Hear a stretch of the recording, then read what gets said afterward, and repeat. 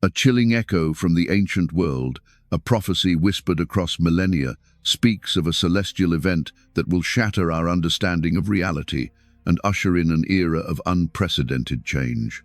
December 21st, a date etched in the minds of many as a harbinger of transformation, holds a secret far more profound than mere astronomical alignment. For the Hopi, it marks the potential return of the Red Kachina, a figure whose appearance signifies a profound reckoning for humanity. But this is not merely an indigenous legend, it is a prophecy that resonates with startling clarity within the sacred texts of the Bible itself. The Bible doesn't hide this cosmic revelation. Rather, it paints a vivid, terrifying picture of the very events the Hopi have foretold. A convergence of destinies that will shock the world to its core. Across the vast, sun-baked mesas of the American Southwest, where the winds whisper tales older than memory itself, the Hopi people have guarded a sacred wisdom, a spiritual inheritance passed down through countless generations. Their prophecies are not mere folklore, but intricate blueprints of time and destiny. They speak of cycles of creation and destruction, of a grand cosmic design unfolding, culminating in a pivotal, world-altering moment for all humankind. Central to this ancient foresight is the solemn foretelling of the Red Kachina, a figure whose impending arrival is not merely an event, but a profound spiritual marker, a resonant cosmic alarm bell for a world teetering on the precipice of its ultimate reckoning. For the Hopi, the Red Kachina is far more than a ceremonial dancer. It is a powerful spirit being, a messenger from the divine realm, whose return signals a great purification, a period of intense crucible-like cleansing that the earth and its inhabitants must undergo. This is an era of immense upheaval, a profound spiritual and physical shake-up, designed to meticulously sift the true from the false, the righteous from the corrupt, preparing the way for a new dawn or a final twilight, depending on humanity's choices. The historical event we consider here is not a single, isolated incident, but rather the sustained, unbroken vigil kept by the Hopi elders for centuries, their unwavering commitment to these prophecies, despite the relentless currents of external pressures, colonization, and cultural erosion. Generation after generation, they have safeguarded the ancient tablets, meticulously etched with symbols and narratives. They have preserved the sacred petroglyphs carved into canyon walls, and they have maintained the intricate ceremonial practices that all point with stark clarity to this impending era of transformation. Their steadfast belief in these ancient truths, often dismissed or ridiculed by a technologically driven modern world, stands as a monumental testament to the enduring power and veracity of their ancestral wisdom. Imagine, if you can, the immense weight of such knowledge, the profound burden of understanding that a global, transformative shift is imminent, and feeling the sacred, inescapable duty to warn those who would listen, to prepare those who would heed. The Hopi have long spoken, not of one, but of a sequence of three great shakings or a series of world-changing events, each progressively more intense, each leading humanity closer to the ultimate purification. This is not a sudden, unforeseen catastrophe, but a culmination of spiritual and ecological imbalances reaching a critical zenith, demanding a divine reset. An ancient source that resonates with astonishing precision with this Hopi foresight can be found in the Book of Enoch, an apocryphal text of immense theological significance, revered by some early Christian communities and still held as canonical within the Ethiopian Orthodox Tewahedo Church. In Enoch's profound visions, we encounter detailed descriptions of celestial watchers, divine judgments, and cosmic interventions that remarkably mirror the Hopi concept of spiritual oversight and a necessary, impending purification. Enoch, a figure who walked with God and was taken without seeing death, recorded prophecies that speak of great tribulations that will precede the establishment of a new heaven and a new earth, a time when judgment will come upon all flesh. Enoch 1-9.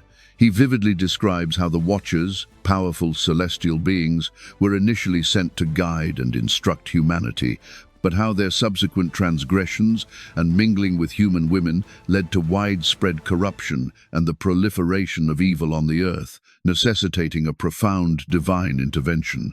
This concept of powerful, extraterrestrial beings observing and at critical junctures intervening in human affairs aligns with astonishing coherence with the Hopi understanding of the Kachinas as spiritual guardians, intermediaries, and powerful messengers who reappear at critical junctures in human history to guide, correct, and even judge.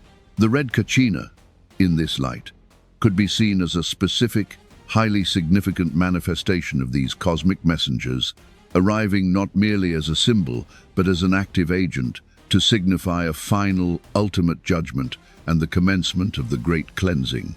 The parallels extend to the very idea of a world that has deviated so far from its intended path, that a dramatic, divinely orchestrated correction becomes inevitable. Both narratives speak of humanity reaching a point of spiritual nadir, triggering a celestial response. Furthermore, the language in Enoch describing a world steeped in unrighteousness and lawlessness, before the Great Judgment finds echoes in Hopi narratives of humanity losing its way, forgetting the sacred laws of the Creator and disrupting the delicate balance of the natural world. The Hopi speak of a time when man will become disconnected from Mother Earth, when greed and discord will prevail, leading to a breakdown of societal order and spiritual harmony.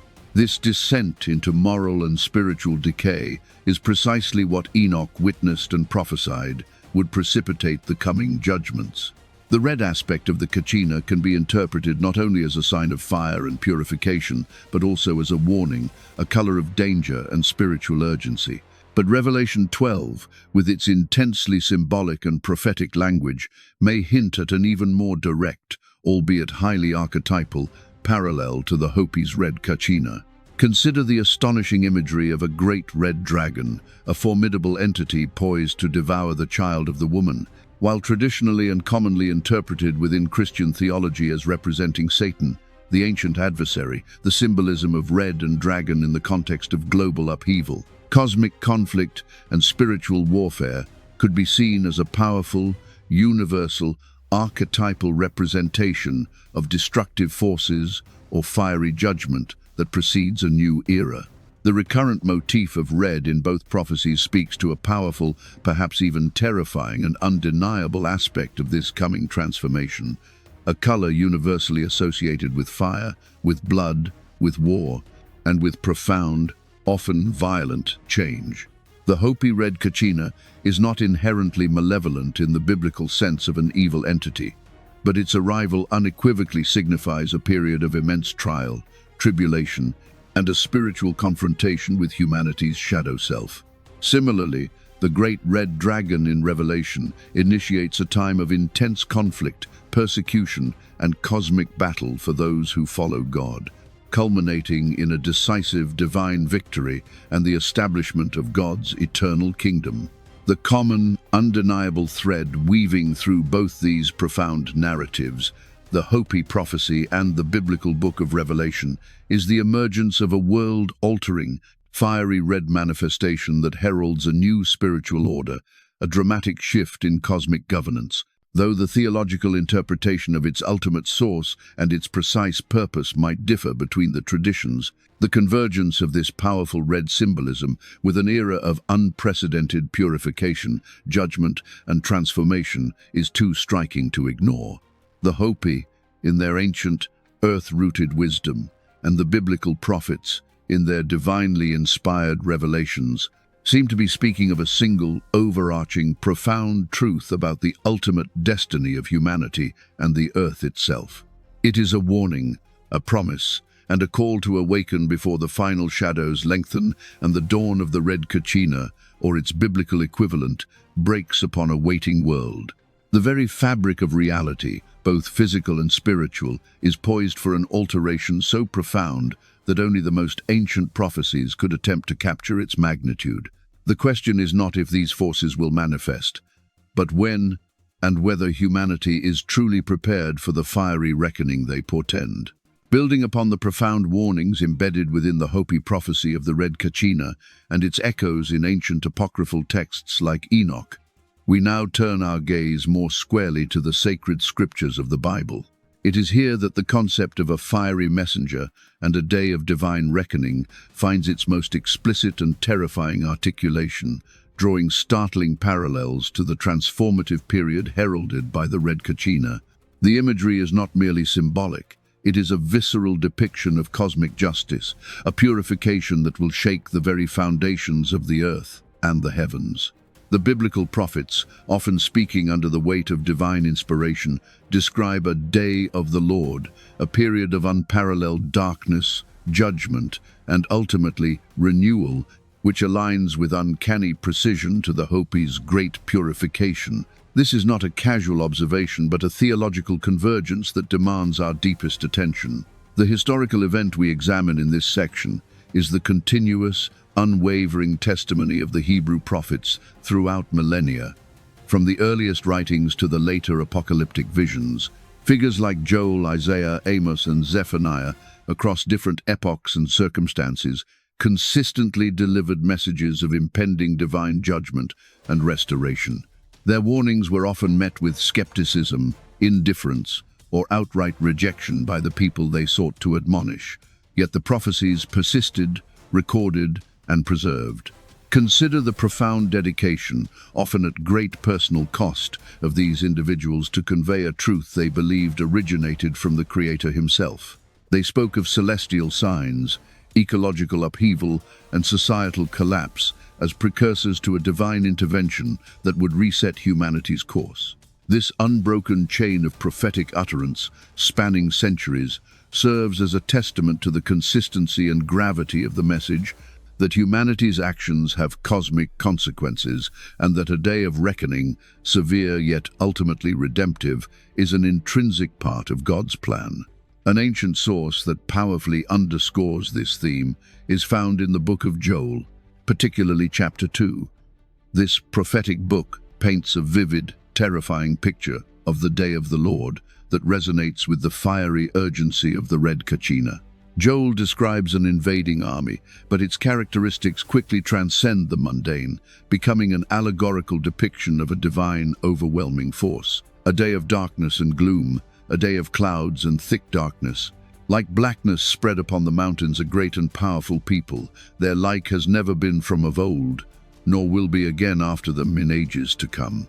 Fire devours before them, and behind them a flame burns. Joel 2:2-3, ESV. This description of fire, consuming and purifying, leading and following, is eerily reminiscent of the red aspect of the Kachina, symbolizing an all-encompassing, transformative force.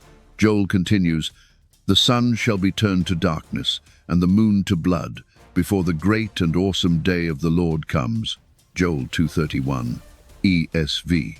This celestial imagery, darkened sun and blood-red moon, is not mere poetry. It is a consistent motif in biblical prophecy, signaling major cosmic shifts and the direct intervention of God in human affairs. The redness of the moon is a direct parallel to the red of the Kachina, both serving as ominous celestial indicators of a time of intense judgment and radical change on earth. The fire that devours is the purification, the cleansing inferno, through which only the truly resilient can pass. But 2 Peter 3:10 may hint at the ultimate, fiery nature of this purification, drawing the biblical narrative into stunning alignment with the Hopi concept. It states, "But the day of the Lord will come like a thief, in which the heavens will pass away with a roar, and the elements will be destroyed with intense heat, and the earth and its works will be burned up." 2 Peter 3:10, NASB. This passage speaks of a cosmic conflagration, not just a localized fire, but one that involves the very elements of the universe, purified by intense heat. While the Hopi prophecy is deeply rooted in earth-based spirituality, and the biblical prophecy in a monotheistic divine decree, both converge on the concept of an overwhelming, fiery transformation that consumes the old to make way for the new. The redness of the Kachina, symbolizing the purification, finds its ultimate biblical counterpart in this intense heat that consumes and purges. It is a terrifying prospect, yet held within it is the promise of ultimate restoration, a new creation. The day of the Lord is often depicted as a time of immense terror for the wicked, but also a time of vindication and salvation for the righteous. This dual nature of judgment and salvation is crucial. The fire, while destructive to that which is corrupt, also refines and purifies that which is good. It is the crucible of cosmic judgment, separating the dross from the gold. The ancient prophets frequently used metaphors of fire to describe God's judgment and presence. Moses encountered God in a burning bush that was not consumed, signaling divine power and holiness. God led Israel as a pillar of fire by night, a guiding presence that also incinerated those who defied his will. Later, prophets like Malachi proclaimed, "For behold, the day is coming, burning like an oven, when all the arrogant and all evildoers will be stubble. The day that is coming shall set them ablaze, says the Lord of hosts, so that it will leave them neither root nor branch." Malachi 4:1, ESV. This imagery is not just poetic. It speaks to a profound theological truth, that God's holiness is a consuming fire against all that is impure and unjust. The Red Kachina, in its symbolic redness, embodies this very concept of an irresistible, purifying flame. Its appearance is a signal that the time for superficiality and unrighteousness has run its course, and a deeper, more profound spiritual reality is about to assert itself. Furthermore, the concept of a messenger preceding the great day is also prevalent in biblical prophecy. Malachi 3:1 states, "Behold, I send my messenger, and he will prepare the way before me, and the Lord whom you seek will suddenly come to his temple." ESV. While this is often interpreted as John the Baptist preparing the way for Jesus, it establishes a precedent for a herald, a figure who announces the imminent arrival of a much larger, more significant divine event. In this light, the Red Kachina can be seen as a form of messenger, a spiritual herald whose very appearance signifies the approaching purification and the day of the Lord. Its role is to prepare, to warn, and to awaken. The convergence of these themes, a fiery, transformative event, preceded by signs and messengers, and culminating in a great purification, forms a tapestry of prophecy that spans cultures and millennia, suggesting a universal understanding of humanity's cyclical journey towards spiritual reckoning. The biblical accounts, with their stark warnings and vivid depictions of cosmic judgment, provide a profound theological framework for understanding the deeper implications of the Hopi Prophecy, elevating it from a tribal legend to a potential piece of a global divine narrative. The fire is not merely destruction, it is the ultimate tool of refinement, preparing the way for a new creation, a renewed earth where righteousness dwells. It is a terrifying prospect for those unprepared, but a purifying promise for those who have sought truth and walked in the path of the Creator. Having plumbed the depths of biblical warnings regarding a fiery messenger and the impending day of the Lord, we now turn our attention to the heart of the transformation itself, the great purification. Both the ancient Hopi prophecies and the venerable biblical texts converge on a profound, often terrifying concept that humanity and the earth must undergo an intense period of cleansing, a cosmic crucible designed to burn away impurity and restore balance. This is not merely a metaphor, it describes a series of cataclysmic events, both natural and spiritual, that will usher in an era of reckoning. The Hopi speak of the earth shaking herself free of defilement, while the Bible describes the travails of the world as birth pangs preceding a new creation. The underlying message is one of profound necessity. Without this purification, humanity cannot advance, nor can the earth be renewed. It is a harsh but ultimately redemptive process. The historical event we consider here is the global recurring pattern of societal collapse and renewal witnessed throughout human civilization. From the ancient Mesopotamian cities buried under desert sands to the fall of great empires like Rome, history is replete with examples of civilizations reaching a peak of technological or military prowess. only to succumb to internal decay, moral corruption, or environmental catastrophe, leading to a profound societal reset. Think of the sudden demise of the Minoan civilization or the mysterious collapse of the Maya. While these events are often attributed to specific human failures or natural disasters, the deeper, prophetic perspective suggests a recurring divine or cosmic principle at play, a purification cycle. The records of archaeologists and historians, though focused on physical evidence, inadvertently chart a rhythm of rise, decline, and cataclysm that echoes the very purification prophesied by the Hopi and the biblical writers. These collapses, though devastating, often paved the way for new social structures, belief systems, and a reimagining of human purpose, albeit at immense human cost. This pattern suggests that purification, in some form, is an integral, albeit painful, part of the human journey. An ancient source that vividly describes such a purification, resonating with both Hopi and biblical themes, is found in the Book of Jubilees.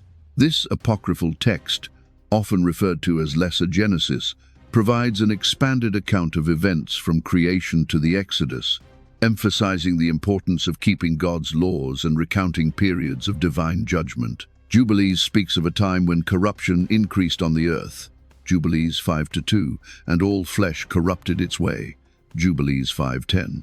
This moral degradation, very much akin to the Hopi warnings about humanity losing its connection to nature and sacred laws, precipitates the Great Flood, a global purification event designed to cleanse the earth of its wickedness. And the Lord said, I will destroy man whom I have created from the face of the earth, both man and beast, and creeping thing, and fowl of the air. For I repent that I have made them. Jubilees 5:3. This flood, a watery purification rather than a fiery one, serves the identical purpose: to eradicate widespread corruption and allow for a fresh start, a new covenant with Noah and his descendants. The act of creation begins anew after a devastating global cleansing. The focus here is not just on punishing the wicked, but on preserving a righteous remnant and providing a new opportunity for humanity to live in accordance with divine law. This ancient narrative underscores the profound concept that when humanity's spiritual and moral compass fails utterly, cosmic forces, whether water or fire, are unleashed to reset the course. But Revelation 8-7 may hint at a fiery, multifaceted purification, echoing the Red Kachina's transformative power on a global scale. This verse, describing the sounding of the first trumpet, states, "The first angel blew his trumpet, and there followed hail and fire, mixed with blood, and these were thrown upon the earth. And a third of the earth was burned up, and a third of the trees was burned up, and all green grass was burned up." Revelation 8-7, ESV. This imagery is strikingly consistent with a comprehensive, fiery purification. The hail and fire, mixed with blood, speaks to a devastating, indiscriminate force that impacts the natural world, the very earth that the Hopi describe as needing cleansing. The burning of a third of the earth, a third of the trees, and all green grass depicts a profound ecological catastrophe, a physical manifestation of the purification impacting the very lifeblood of the planet. While not explicitly termed purification, the effect is precisely that, a radical alteration and cleansing of the physical environment, forcing a complete recalibration for any survivors. It speaks to the severity of the times, a period where the earth itself groans under the weight of human transgression and undergoes a painful but necessary cleansing. This is the earth's travail, its labor pains preceding a new birth. The early church fathers, like Irenaeus of Lyon in his work against heresies, often spoke of a renewed earth after a period of tribulation. He interpreted biblical prophecies as pointing to a physical restoration of the creation, cleansed of corruption, where the righteous would inherit a transformed world. This belief in an ultimate purification and renewal of the earth itself, not just humanity, is a foundational thread connecting these diverse prophetic traditions. The earth is not merely a stage for human drama. It is a living entity, a partner in the cosmic drama. and it too requires healing and restoration. The great purification, whether by flood, fire, or ecological catastrophe, serves as that necessary healing process, violent though it may be. It is a spiritual surgery on a planetary scale. The suffering described is immense, but the purpose is always oriented towards a greater good, a renewed existence free from the burdens of past transgressions. This cleansing fire, or hail and fire mixed with blood, does not indiscriminately destroy all life, but rather targets the corrupt elements within creation. It paves the way for a more harmonious and righteous existence. The Red Kachina, in this light, embodies the essence of this necessary, if formidable, global cleansing. It is a sobering thought to consider that the very earth beneath our feet, the source of life and sustenance, is prophesied to undergo such a dramatic cleansing. The ecological crises we witness today, deforestation, pollution, climate change, could be seen not just as human failures, but as symptoms of a deeper spiritual ailment that is triggering the Earth's own defense mechanisms, its own painful process of purification. The ancient prophecies, therefore, serve not only as warnings of future events, but as profound insights into the interconnectedness of human action, spiritual health, and planetary well-being. The Red Kachina's return, and the accompanying biblical signs of fire and destruction, are not arbitrary acts of vengeance, but the inevitable consequence of a world out of balance, desperately needing to be reset. This great purification is a testament to the divine order's ultimate triumph over chaos, ensuring that life, in its purest form, will ultimately prevail.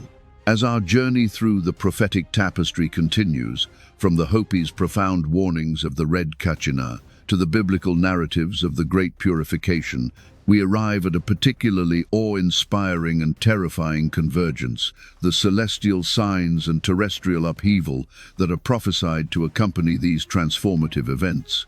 Both ancient traditions speak of a time when the heavens themselves will declare the imminence of the purification, when the very cosmos will shift and groan, mirroring the turmoil and cleansing on Earth.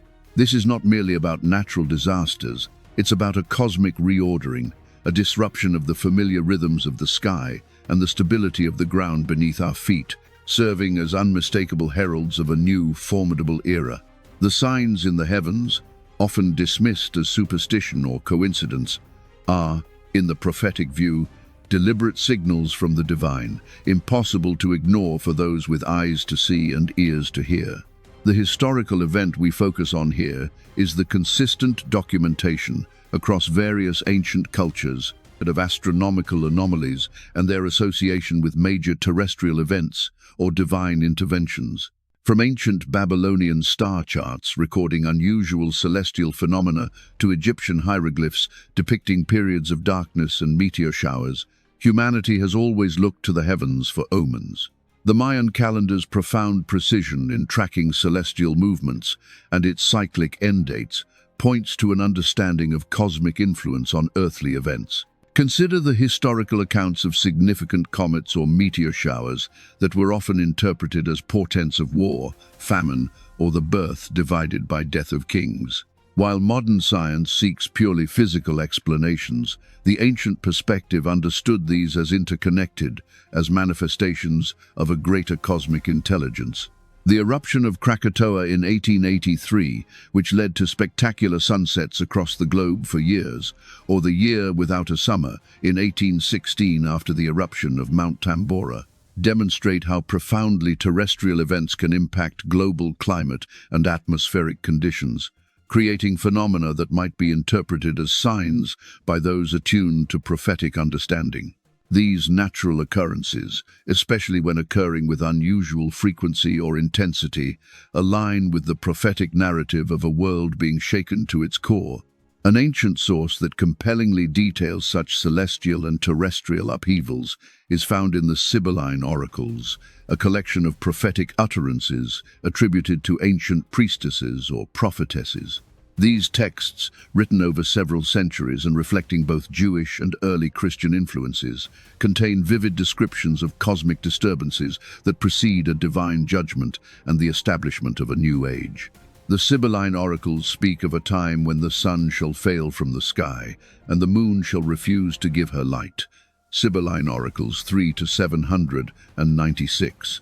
It continues, describing a period where stars shall fall from heaven and the whole world shall be overturned by earthquakes and floods. Sibylline oracles 3 to 800 to 802. This comprehensive depiction of astronomical chaos, a darkened sun and moon, falling stars alongside profound earthly instability, directly mirrors the warnings of both the Red Kachina prophecy and biblical eschatology. The interconnectedness of heavenly and earthly events is a foundational concept here. The cosmos itself is a witness and an active participant in the unfolding purification.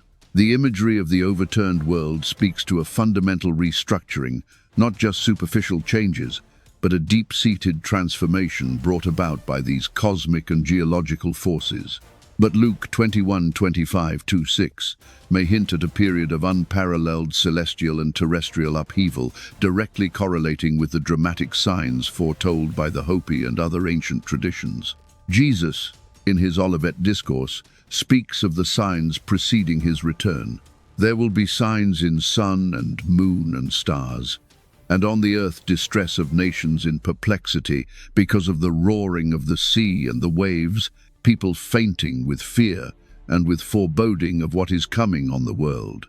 For the powers of the heavens will be shaken. Luke 21:25-26 ESV. This biblical passage is profoundly resonant. Signs in sun and moon and stars directly echoes the darkening of celestial bodies and the falling of stars, which could also refer to meteors or other astronomical events mentioned in the Sibylline oracles and even the Hopi prophecies of unusual lights in the sky. The roaring of the sea and the waves speaks to unprecedented tsunamis or coastal devastation, while people fainting with fear and with foreboding captures the psychological impact of such overwhelming global catastrophes. Most crucially, the powers of the heavens will be shaken suggests a fundamental instability in the cosmic order itself, not just isolated events, but a systemic disruption. This shaking of the heavens is the grand prelude to the great purification, a cosmic signal that the familiar order is giving way to a new reality. The Hopi prophecies often speak of a blue star Kachina that would appear before the Red Kachina, symbolizing a distant, visible sign from the heavens preceding the ultimate purification. While the specific imagery differs, the concept of significant celestial phenomena acting as divine markers is powerfully consistent. The blue star could be interpreted as a rare comet, a supernova, or another astronomical event that captures global attention, similar to the Star of Bethlehem. Its appearance would serve as a final warning, a visual cue from the cosmos that the time of reckoning is at hand. This celestial sign, visible to all, would confirm the truth of the ancient prophecies and validate the warnings that have been passed down for generations. The Dead Sea Scrolls, particularly texts like the War Scroll, also hint at cosmic battles and a shaking of the heavens and earth preceding the final victory of the sons of light over the sons of darkness. While primarily focused on a spiritual war, the physical manifestations described, the earth shall tremble and shake, 1 QM 1:16, indicate a period of intense terrestrial upheaval concurrent with these divine conflicts. This adds another layer to the prophetic understanding that the physical signs on earth and in the heavens are not divorced from the spiritual war raging behind the veil. The chaos in the cosmos and on earth is often a reflection of a deeper spiritual conflict that is reaching its climax. The convergence of these prophecies, from the Hopi's celestial Kachinas and their earthly impact, to the Sibylline oracle's cosmic turmoil, to Jesus' pronouncements of signs in the heavens and distress on earth, paints a unified, chilling picture. It is a future where the comfort of predictability is stripped away, where the very firmament above us and the ground beneath us bear witness to an unparalleled transformation. The appearance of the Red Kachina, therefore, is intrinsically linked to these dramatic celestial and terrestrial events, not as a standalone phenomenon, but as a central figure in a cosmic drama that will unfold with breathtaking speed and intensity. It forces humanity to confront its place in the grand design, to recognize the profound interconnectedness of heaven and earth, and to prepare for a purification that will leave no corner of creation untouched. The skies will roar, the earth will tremble, and in that grand declaration, the final act of the purification will begin. Having traversed the profound prophecies of the Hopi Red Kachina, the fiery pronouncements of biblical judgment, and the harrowing descriptions of celestial and terrestrial upheaval, we arrive at the culmination of this transformative era, the inescapable choice of two paths. Both the ancient Hopi traditions and the sacred biblical texts, in their distinct yet remarkably harmonious ways, emphasize that during this period of intense purification and global reckoning, humanity will be divided. It is a time when the superficialities of existence are stripped away, revealing the true spiritual alignment of each individual. One path leads to purification, renewal, and entrance into a new, harmonious age reserved for the righteous remnant. The other, chosen by those who cling to corruption and reject the warnings, leads to destruction and exclusion from the coming epoch. This is the ultimate crucible where faith, character, and adherence to divine principles are tested to their absolute limits, determining one's eternal trajectory. The historical event we consider here is the recurrent narrative of exodus and separation found in countless ancient cultures and religions. From the biblical account of Noah and the Ark, where only a select few were saved from a global flood, to the separation of Abraham from his pagan homeland to establish a new covenant people, to the exodus of Israel from Egypt, history and sacred texts repeatedly demonstrate a divine pattern of calling out a chosen few from a corrupt majority. These narratives are not merely historical records, they are archetypal patterns, illustrating the principle that in times of great judgment or transition, a clear division emerges, and a remnant is preserved to carry forth a spiritual legacy. The destruction of Sodom and Gomorrah, with Lot and his family being spared, is another potent example. Each instance underscores the selective nature of divine intervention during purification, highlighting that not all will survive or transition into the new era in the same way. These historical separations serve as powerful precedents for the ultimate division prophesied during the Great Purification. An ancient source that deeply explores this concept of a righteous remnant and the stark division of humanity is found in 4 Ezra, also known as 2 Esdras, an influential apocryphal book brimming with apocalyptic visions. This text recounts Ezra's laments over the suffering of Israel and his dialogues with an angel, revealing profound truths about the end times. Ezra is told, "For many have been created, but few shall be saved." 4 Ezra 8-3. This stark declaration underscores the narrowness of the path to salvation during the final judgments. The book speaks of a time when the world will be consumed by fire, and those who remain shall be delivered. 4 Ezra 7:42-4-3. Furthermore, it paints a picture of a world where righteousness is scarce, and you will find that few have been righteous. 4 Ezra 8-1. This ancient text resonates powerfully with the Hopi Prophecy, which speaks of a small group of faithful ones, those who have kept the sacred instructions, who will be guided through the purification to emerge into the fourth world, a new epoch of peace. The rest, who have forgotten the true path and succumbed to greed and discord, will be left behind or cleansed by the destructive forces. The emphasis in 4 Ezra on the narrow gate and the few who walk it provides a profound pre-Christian understanding of the selectivity inherent in ultimate salvation and purification. But Matthew 25-31-3-4:1, the parable of the sheep and the goats, may hint at the ultimate, final division of humanity, aligning perfectly with the two paths presented by the Hopi and the urgent call of 4 Ezra. Jesus describes a time when he will return in glory, and all the nations will be gathered before him, and he will separate people one from another, as a shepherd separates the sheep from the goats. And he will place the sheep on his right, but the goats on the left. Matthew 25-33, ESV. To those on his right, the sheep, he will say, "Come," You who are blessed by my Father, inherit the kingdom prepared for you from the foundation of the world. Matthew 25-34, ESV. But to those on his left, the goats, he will say, Depart from me, you cursed, into the eternal fire prepared for the devil and his angels. Matthew 25-41, ESV. This biblical passage is perhaps the most explicit and graphic depiction of the ultimate division and the two distinct destinies awaiting humanity.